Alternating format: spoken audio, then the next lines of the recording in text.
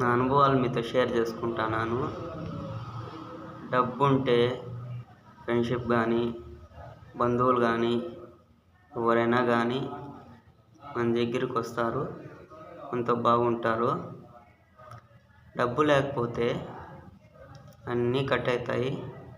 Friendship విలువ వేరు, బంధువులు ఇంట్లోకి రారు, ఎవరు మనల్ని నటించరు. కానీ నా అనుభవంలో డబ్బుకు ఉండే విలువ మానవత్వానికి, మంచితనానికి లేదు. మన పని మనం చేసుకొని మన పాటికి మనం ఉండేది మంచిది అని నా అనుభవము. మన దగ్గర డబ్బు ఉంది అని ఒకరికి చెప్పుకోకూడదు, మన దగ్గర డబ్బు లేదని చెప్పుకోకూడదు.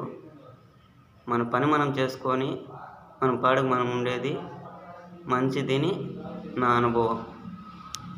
Okay friends.